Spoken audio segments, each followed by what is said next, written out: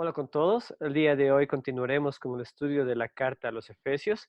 En el capítulo 1 vimos que el apóstol Pablo alaba al Señor al contemplar el maravilloso plan de salvación de Dios. Es decir, que antes de la creación del mundo, Dios ya había formulado un plan para adoptarnos como sus hijos, es decir, escogernos en nuestro Señor Jesucristo para adoptarnos como sus hijos. Después de eso, el apóstol Pablo también le da gracias al Señor porque ha escuchado que los efesios, que gentiles, han llegado a creer en Jesús, han llegado a creer en el Evangelio. Y lo que pide Pablo es que el Señor les abra el entendimiento de sus corazones para que ellos puedan entender el maravilloso poder de Dios, ese mismo poder que Dios ejerció para am, resucitar a Jesucristo de entre los muertos. Dice Pablo que es el mismo poder que está obrando en beneficio de la iglesia.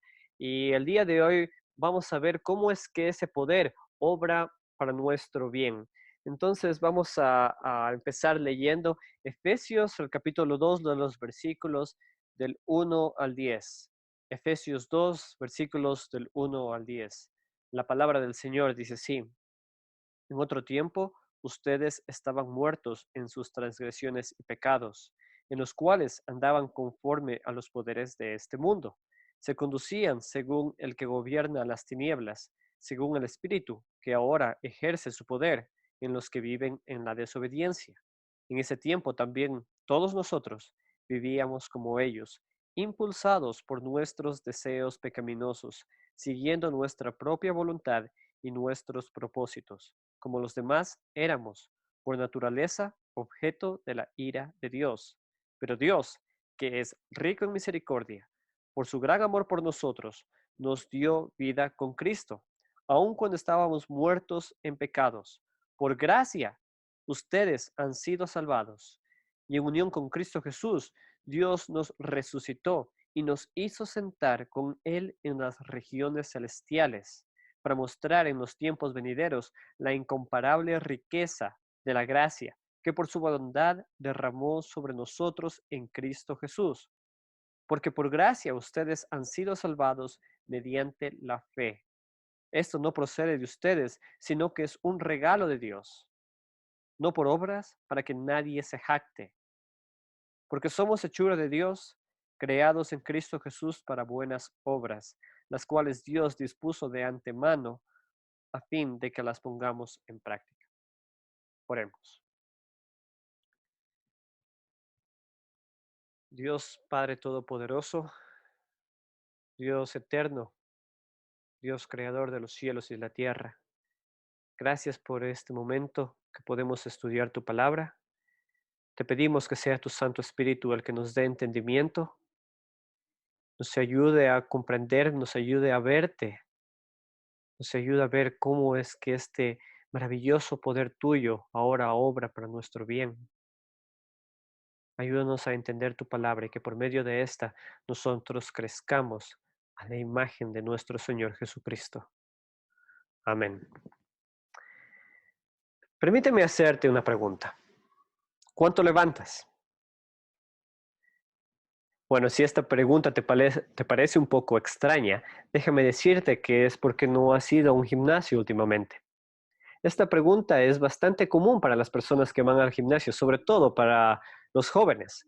La idea es que tú quieres saber cuánto es que tu amigo levanta para ver si tú puedes levantar unos 5 o unos 10 kilos más que él. El deseo de demostrar qué tan fuerte uno es parece que no es algo eh, de nuestros días, sino que es algo que incluso va tan antiguo y universal como la humanidad. Eso lo podemos ver en la cultura griega, en la cual tenía una alta estima a la fortaleza, no tanto en los deportes y en las esculturas, sino también en las concepciones religiosas. Por ejemplo, ahí vemos Hércules, el famoso dios hombre cuyo poder era su incomparable fuerza. Cuando leemos la Biblia, también encontramos increíbles despliegues de fuerza. Sansón pudo derribar todo un coliseo lleno de personas, destruyendo con sus brazos las vigas que sostenían toda la edificación. Y ahora aquí en la carta a los Efesios, el apóstol Pablo habla del incomparable despliegue de la fuerza y del poder de Dios. Entonces, la pregunta que vamos a tratar de contestar en este mensaje es, ¿cómo podemos ver el maravilloso poder de Dios? Y voy a sugerir que lo podemos ver de tres maneras. La primera forma es que Dios da vida a los muertos, Dios levanta muertos. La segunda es que Dios es autosuficiente, Dios no necesita ayuda de nadie. Y la tercera es que Dios cambia vidas. Veamos el primer punto. Dios da vida a los muertos. En el primer versículo del capítulo 2, nos encontramos con la frase que dice, en otro tiempo ustedes estaban muertos en sus transgresiones y pecados. ¿Pero a qué se refiere Pablo? Recordemos que Pablo está escribiendo a los Efesios, y los Efesios en el tiempo de Pablo vivían en un importante centro comercial. Se sabe que en Éfeso, en este centro comercial, la práctica de la hechicería y la adoración de los muertos era grande. Además, se sabe que Éfeso era famosa por tener el templo a Diana, también conocida como la diosa Artemisa de los griegos, que era la diosa de la fertilidad. Este templo era tan importante que el culto a Diana no tan solo le daba la fama a la ciudad, sino que hasta cierto punto le daba la identidad a su gente. Se dice que que en el templo de Diana había una gran cantidad de hombres y mujeres sirviendo en el templo. Y aunque últimamente existen debates sobre este tema, lo más probable es que, como en otras religiones orientales antiguas, la adoración de Diana también comprendía la llamada prostitución ceremonial, es decir, que habían mujeres y posiblemente hombres también cumpliendo su función de sacerdotes o sacerdotisas, teniendo relaciones sexuales con las personas que venían a adorar al templo, con el afán de incentivar la fertilidad. Ahora, tal vez esto nos ayuda a entender un poco más las palabras que Pablo dice a los efesios. Lo más probable era que la mayoría de los creyentes en el pasado hayan participado de tales prácticas. Y esto tiene relación con una palabra que nosotros encontramos en el verso 2, la palabra andaban.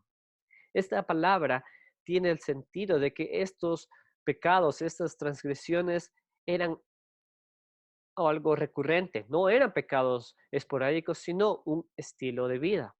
Además, podemos ver en el versículo 2 que estos pecados eran de acuerdo a los poderes de este mundo. Esta frase también puede ser traducida de acuerdo al tiempo de este mundo, es decir, que los pecados que practicaban los efesios era algo normal para su tiempo, era algo de acuerdo al tiempo y a la cultura en que ellos vivían, era culturalmente aceptados, todo el mundo lo hacía. Por lo tanto, Pablo en el versículo 1 les está recordando a los efesios que en aquel tiempo, por culpa de esas prácticas, ellos en realidad estaban muertos en sus pecados. Sabes que hoy en día también nosotros tenemos prácticas que a nuestra sociedad les parece normal, son normales. Estoy hablando de prácticas como tener sexo antes o fuera del matrimonio, la práctica de la homosexualidad, la infidelidad, borracheras, corrupción, dar coimas para ganar contratos y cosas así. Todo esto, todas estas prácticas parecen ser inofensivas, todo el mundo las hace, pero al final de todo, nosotros podemos ver que estas prácticas que están de acuerdo al tiempo de este mundo son similares a las prácticas que estaban realizando los efesios. Y estas prácticas no son inofensivas. Los efesios, por conformarse a tales prácticas, estaban muertos en sus pecados, es decir, estas prácticas tenían consecuencias eternas. Pero no es que tan solo estas prácticas, o es decir, los efesios, por hacer estas cosas, estaban muertos espiritualmente, sino también los judíos. El versículo 3. Pablo dice, en ese tiempo también todos nosotros vivíamos como ellos, impulsados por nuestros deseos pecaminosos, siguiendo nuestra propia voluntad y nuestros propósitos. Nótese que Pablo utiliza la palabra nosotros. En los versículos anteriores, Pablo estaba hablando de los efesios, es decir, gentiles, pero ahora con la palabra nosotros, él empieza a hablar de los judíos, incluyéndose él mismo.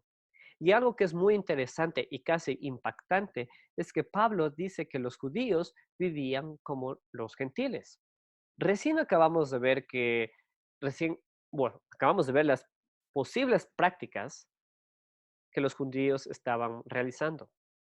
Es decir, prácticas inmorales, prácticas que eran parte de su cultura. Sin embargo, si sabemos algo de los judíos, es que ellos no practicaban tales cosas.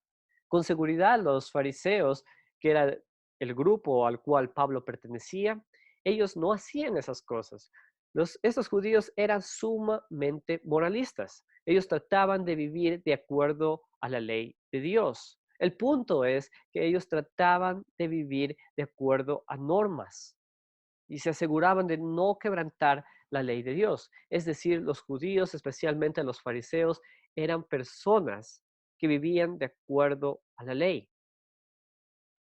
Entonces, es casi seguro que ellos no estaban haciendo las mismas cosas que los gentiles. Sin embargo, Pablo dice que ellos vivían de la misma forma que los gentiles. Entonces, la pregunta es, ¿cómo? El versículo 3 nos dice, impulsados por nuestros deseos pecaminosos, siguiendo nuestra propia voluntad y nuestros propósitos. Pablo aquí enseña algo muy importante.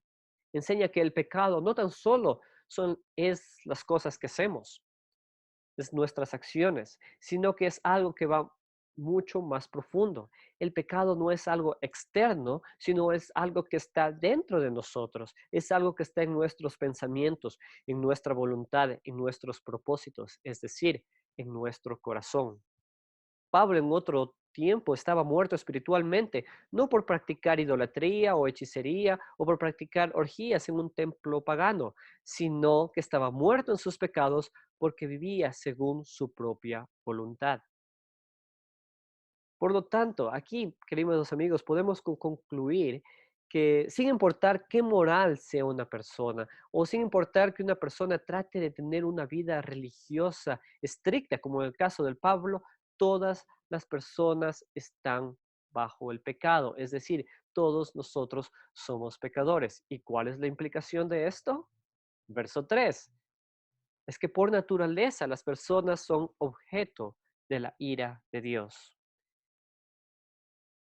¿Cómo te hace sentir esto? Nos choca, ¿no es cierto?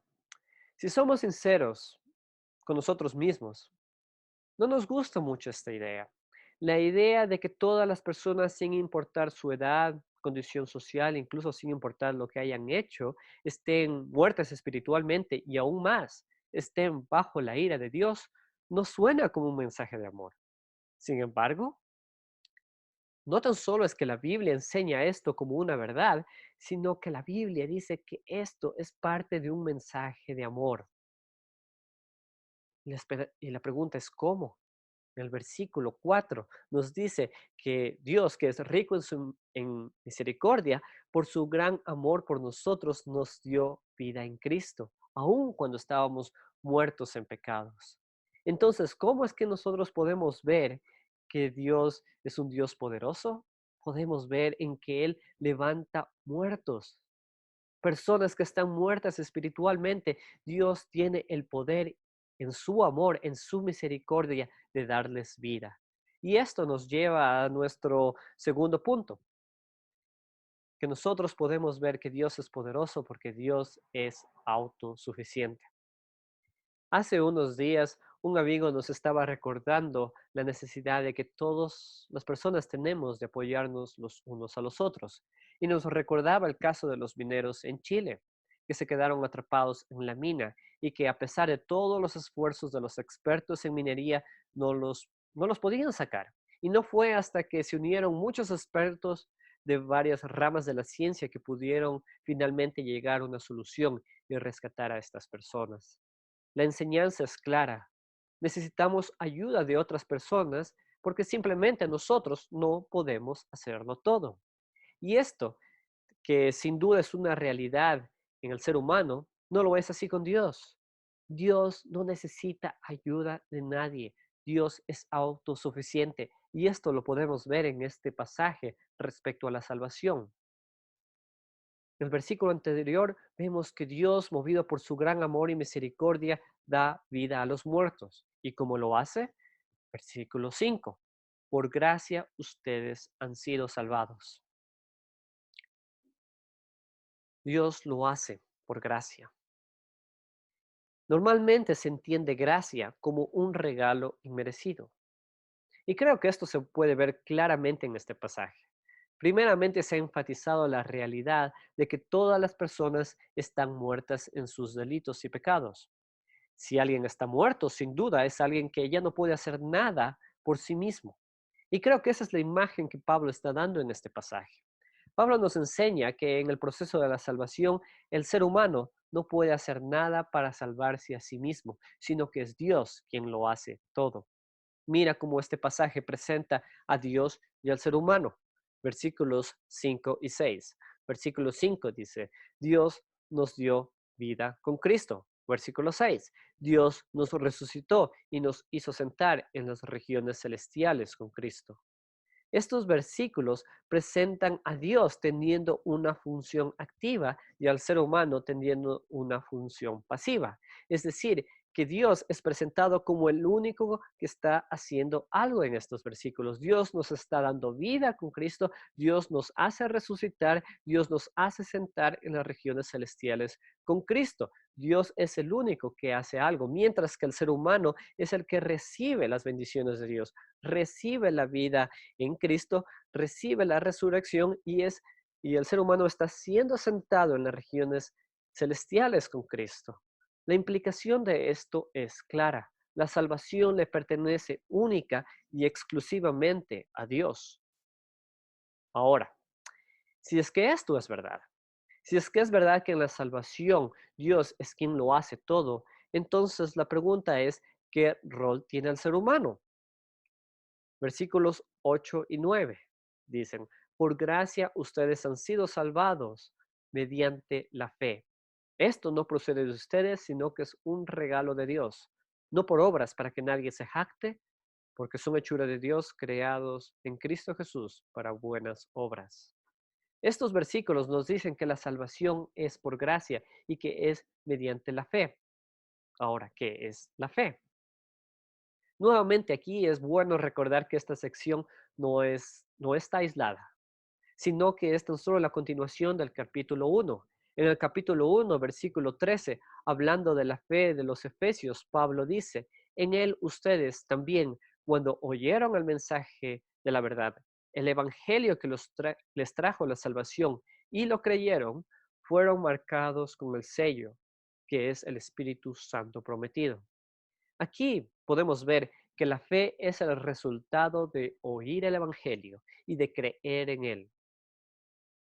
La fe es el resultado de creer en Jesús. La fe es creer que Jesús es el Hijo de Dios, la segunda persona de la Trinidad, quien murió en la cruz pagando el precio por nuestros pecados. ¿Y cuál es el resultado de esta fe? Es que somos marcados por el Espíritu Santo. Ese, queridos amigos, es el momento de transición de la muerte a la vida. Entonces el rol del ser humano en la salvación es de creer, es de tener fe en Jesús. Pero acaso el hecho de tener fe en Jesús nos hace socios de Dios? Es decir, que en realidad Dios está haciendo su parte y también nosotros estamos poniendo nuestra parte. ¿Es acaso así como funciona? Bueno, no, porque los versículos 8 y 9 nos dicen que la salvación no proviene del ser humano y que incluso la fe es un regalo de Dios. La fe no proviene del ser humano, la fe es un regalo de Dios. Y esa es la razón por qué delante de Dios nadie puede jactarse. Esto no tan solo significa que nadie puede enorgullecerse al pensar que ha hecho buenas obras para ser merecedor de la salvación. Esto también significa que el mismo hecho de creer en Jesús no es base alguna para orgullo, porque la fe, el hecho de querer creer en Jesús no proviene del ser humano, sino que es un regalo de Dios. Esto, queridos amigos, nos hace completamente dependientes en Dios. En la salvación, Dios es completamente autosuficiente. Dios tiene el poder para hacerlo todo. Dios es soberano. La salvación le pertenece al Señor. Pero, ¿es acaso eso lo que escuchamos hoy en día? En nuestra sociedad hay muchas ideas y concepciones en cuanto a la salvación. Unos dicen que la salvación no existe, otros dicen que todas las personas alcanzarán la salvación, otros dicen que la salvación depende de cumplir y hacer buenas obras, obras como ir a la iglesia, como bautizarse, como dar dinero a la iglesia, como apoyar y ayudar a los pobres. Hay otros que incluso enseñan que Dios está atado de manos sin poder hacer nada hasta que nosotros le demos permiso de hacer. Creo que este pasaje ha sido suficientemente claro para contestar todas estas ideas. La salvación es a través de creer en Jesús, de creer en el Evangelio. La salvación no es por obras. Nadie puede ganar la salvación por vivir una vida buena, porque al final todos estamos muertos espiritualmente y necesitamos que Dios nos dé vida, nos dé el regalo de la fe para poder creer en Él. Por eso es que nadie puede jactarse. Y el hecho de pensar que Dios necesita tener nuestro permiso para que Él pueda actuar, tal vez puede hacer ver a Dios como un caballero. Sin embargo, definitivamente esto no lo hace ver como el Dios soberano, eterno y sublime que la Biblia enseña. Entonces, ¿cómo podemos ver el maravilloso poder de Dios? Lo podemos ver en que Dios no necesita ayuda para salvarnos, sino que Él lo hace todo y lo hace sin ningún tipo de obligación, más allá que su amor y su poderosa misericordia. Y esto nos lleva al tercer y último punto de este mensaje. Dios es poderoso porque Dios transforma vidas. Permíteme hacer una pregunta. ¿Cuál crees tú que es la mayor ambición de nuestra sociedad? Seguramente hay muchas cosas, pero yo creo que entre una de ellas es la libertad. Nosotros anhelamos ser libres. Los jóvenes al crecer anhelan ser libres del control de sus padres. Los empleados anhelan ser libres del control de sus jefes.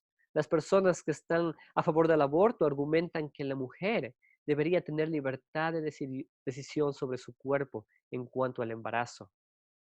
Libertad también parece estar detrás de la idea de género, es decir, que todas las personas tenemos el derecho de decidir sobre nuestro propio sexo.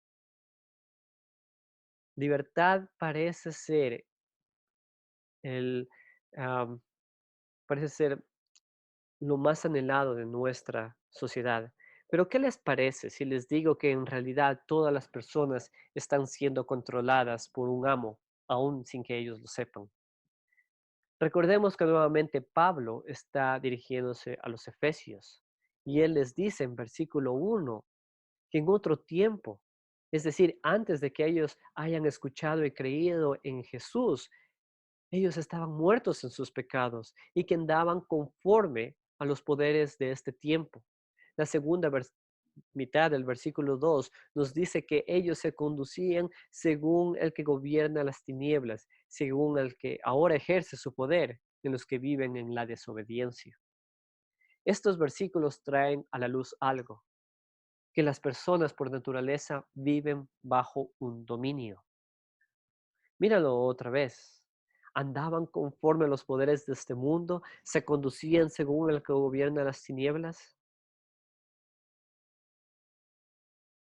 Ahora la pregunta, bueno, es, ¿quién es esa persona o quién es el que gobernaba a los efesios? ¿Quién es este espíritu que gobierna las tinieblas? ¿Quién es este espíritu que también se lo conoce como el que tiene el príncipe de la potestad del aire, perdón? Aunque no es explícito, sabemos por otros pasajes de la Biblia que se está refiriendo a Satanás. Satanás es conocido como el príncipe de los demonios, el príncipe de este mundo.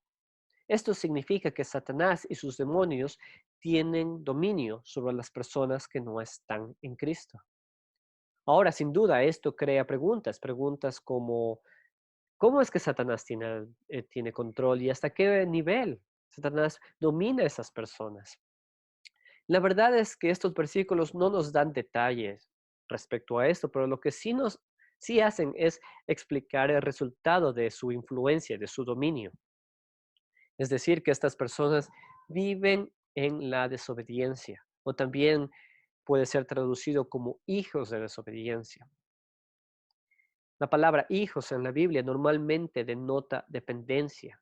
Entonces, la idea aquí no es que estas personas hayan desobedecido alguna vez o que sean producto de un acto de desobediencia, sino que estas personas viven en un estado total de desobediencia. Y esto es lo que la Biblia enseña, que desde el pecado de Adán y Eva las personas viven oponiéndose a Dios. Por lo tanto, podemos decir que, eh, que el hecho de estar, de vivir bajo el control de Satanás es de oponerse a Dios. Ahora bien, alguien puede argumentar que vivir bajo el control de Satanás es para las personas que viven en el ocultismo. Y sabes que esto hasta cierto nivel es verdad, porque dependiendo del medio en que una persona vive, está bajo una influencia mayor de Satanás. Sin embargo, este pasaje nos enseña que no es necesario practicar el ocultismo para estar bajo el dominio de Satanás. Mira el versículo 3. Pablo, hablando de los judíos, hablando de sí mismo, se pone en el mismo lugar, bajo el mismo grupo que los gentiles. Él dice que él también vivía como ellos. Entonces, bajo cómo es que nosotros podemos ver que Pablo estaba siendo dominado. Pablo nos dice que él estaba siendo dominado por sus deseos y por su propia voluntad. Pero si nosotros pensamos en esto, si escuchamos que alguien está viviendo bajo su propia voluntad, pensamos que esto es libertad. Sin embargo, Pablo nos dice que esto no es libertad, sino que él estaba viviendo bajo un dominio, el dominio del pecado. Recordemos que en el primer punto ya hablamos que todas las personas por naturaleza son pecadoras y que el pecado no es tan solo las acciones que nosotros hacemos, sino que es algo interno, es algo que está en nuestras intenciones incluso. Entonces Pablo está diciendo aquí que él también vivía bajo el dominio del pecado y bajo el control de Satanás. Y así es como está viviendo nuestra sociedad. Hoy en día hay muchas personas y estos grupos que hablé en el principio de este punto que claman, están luchando por alcanzar libertad de varias maneras.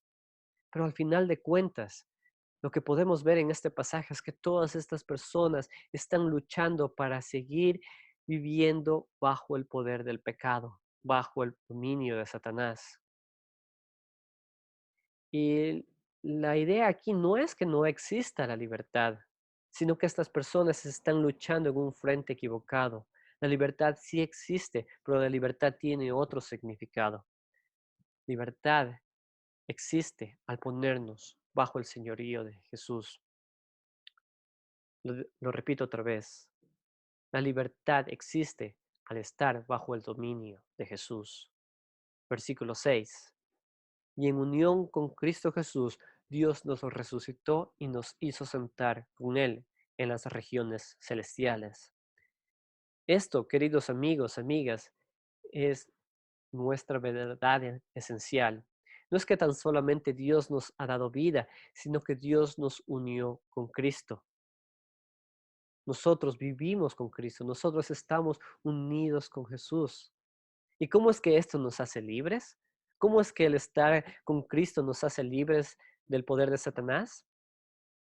Otra vez, esta sección es parte del capítulo 1. En el capítulo 1, versículo 20, dice, el poder de la grandiosa y eficaz poder de Dios que resucitó a Cristo de los muertos y los hizo sentar a su diestra, muy por encima de todo gobierno, poder y autoridad y dominio.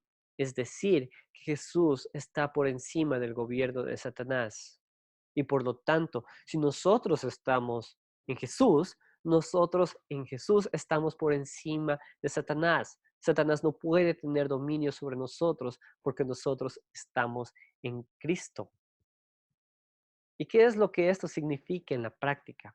Significa que nosotros ya no somos esclavos al pecado y a la muerte. En otro tiempo, Pablo y los efesios estaban muertos en sus pecados, pero ahora ya no lo están, porque Jesús llevó sus pecados en la cruz. Y esto tiene implicaciones prácticas. Los efesios en Cristo ya pueden dejar sus prácticas de hechicería y de idolatría. Ya están libres de vivir bajo las corrientes de este mundo.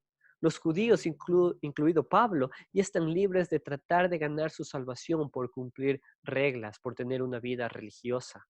En Cristo todos ellos y nosotros también podemos ahora sí empezar a andar en las buenas obras para las cuales Dios nos creó. No porque estas obras nos den la salvación, sino porque estas buenas obras son en realidad nuestra hábitat natural.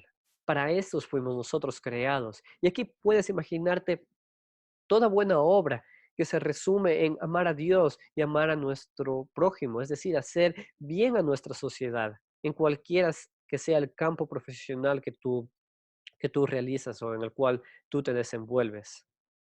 Entonces, no es que Dios solamente nos dio vida, sino que Dios nos hizo libres. Dios nos cambia de estado, del estado del control de Satanás al estado de vivir libres en Cristo, un estado glorioso que es mucho más allá de lo que nosotros nos podemos imaginar, porque en el versículo 6 dice que Dios nos hizo sentar con Jesús en las regiones celestiales. Es decir, que ahora mismo nosotros en Cristo estamos sentados con Jesús en el trono eterno a la derecha del Padre. Esto simplemente va mucho más allá de nuestra comprensión y de nuestra imaginación. Entonces, significa este versículo que nosotros simplemente no es que hayamos pasado de la muerte a la vida, pasamos de la muerte a la gloria. Antes éramos objetos de la ira de Dios, pero ahora de alguna manera, en Cristo estamos con la gloria de Dios. Esto, como les digo, va mucho más allá de nuestro entendimiento. Entonces, ¿cómo podemos ver el poder de Dios? Nosotros podemos ver el poder de Dios en que Dios cambia vidas. Antes las personas pueden estar muertas en sus pecados, pero las personas que ponen fe en Jesús pasan del dominio de Satanás a vivir la libertad en Cristo. Y entonces esto nos lleva a querer a finalizar el mensaje y a ver cómo lo podemos aplicar a nuestras vidas. ¿Cómo es que el hecho de saber que tenemos vida en Cristo, cómo es que esto nos cambia nuestra vida? Sabes que en este preciso momento el poderío de la humanidad está siendo probado. En este preciso momento hay una cantidad increíble de dinero que está siendo invertido por las potencias mundiales para parar este despliegue del virus, del coronavirus. Las mentes más brillantes del mundo ahora están trabajando sin cesar día y noche para poder encontrar un antídoto, un tratamiento a este virus. Y aunque nosotros oramos que Dios les dé sabiduría a estas personas, sabes que al final de cuentas lo que ellos podrán hacer, lo único que podrán hacer es detener las muertes, pero ellos no podrán hacer nada para devolver la vida a las personas que ya han muerto. El ser humano no tiene poder para dar vida los muertos, pero Dios sí lo tiene. El poder de Dios que levantó a Jesús de entre los muertos al tercer día es el mismo poder que está dando vida a cualquiera que ponga su fe en Jesús. Así que déjame hacerte una pregunta. ¿Has puesto tu fe en Jesús? No estoy hablando de tradiciones familiares ni de cultura. Estoy hablando de una fe personal, de una fe real. ¿Realmente estás convencido que tú eres un pecador, que tú necesitas ser perdonado? ¿Realmente tú has creído en Jesús? ¿Has creído que Jesús es el Hijo de Dios, quien vino a morir en una cruz para pagar por tus pecados? Mi querido amigo, amiga, este es un momento de vida o muerte. No dejes pasar más tiempo. Tú también puedes tener vida con Jesús. Y ahora, para los que ya hemos creído, la pregunta es, ¿cómo esta realidad de conocer el increíble poder de Dios que resucitó a Jesús de entre los muertos y que nos resucita con Él, ¿cómo es que el conocimiento de este poder cambia nuestras vidas? Sabes que ahora todos de alguna manera estamos temerosos por el coronavirus. Estamos orando para que Dios nos proteja, que Dios proteja a nuestros familiares. Y esto es bueno, esto es correcto, porque Dios tiene el poder para hacerlo. Dios tiene el poder para parar completamente esta plaga. Así que debemos seguir orando. Pero, ¿sabes que aún si es que nosotros llegásemos a adquirir el virus, y aún si es que nosotros llegásemos a morir, aún en ese caso, Dios no nos hubiese fallado. Dios no nos falla porque Dios ya nos ha dado vida. Nosotros ya hemos sido salvados. Nosotros en este momento estamos con Cristo sentados en el trono celestial esperando su segunda venida, la instalación de la nueva creación, es decir, vivir en la nueva creación, vivir la vida como siempre debió ser, vivir una vida sin enfermedad, sin virus, sin angustia, sin pesar, sin dolor. Esta es nuestra esperanza que tenemos en Jesús. Esta es nuestra certeza. Entonces, queridos amigos, sabes que pase lo que pase, el coronavirus no nos puede separar del amor de Dios. El coronavirus no nos puede quitar el gozo de la salvación. Así que ten paz, porque en Jesús tú ya tienes vida. Y si nosotros ya tenemos vida con Jesús, eso también significa e impacta la forma en que nosotros vivimos esa vida. Nosotros ya de alguna manera dejamos de ser individuos porque nosotros estamos viviendo con Jesús. Nosotros estamos viviendo con Cristo. Nosotros hemos resucitado en Cristo. Eso significa que ya no podemos vivir para complacer nuestras voluntades, sino para complacer a Jesús. Entonces es necesario ver nuestra vida a la luz de la Biblia y ver qué partes de nuestras vidas deben de cambiar para conformarse a la voluntad de Dios, para conformarse a la voluntad de Cristo. Amigos, este pasaje es realmente impresionante. Hay muchas verdades que podemos encontrar aquí, pero hay algo que sin duda podemos ver. Es que Dios es Dios todopoderoso. Dios lo sabe hacer todo. Dios lo puede hacer todo. Y entonces, en la luz de esto, les ruego que terminemos en oración. Padre Todopoderoso, gracias por tu palabra. Gracias que tú nos muestras que tú tienes poder y que es el mismo poder que resucitó a Jesús de entre los muertos, es el que obra hoy en nosotros. Ayúdanos a recordar que nosotros en ti estamos vivos en Cristo. Y ayúdanos a ver cómo esta realidad debe cambiar la forma en que vivimos.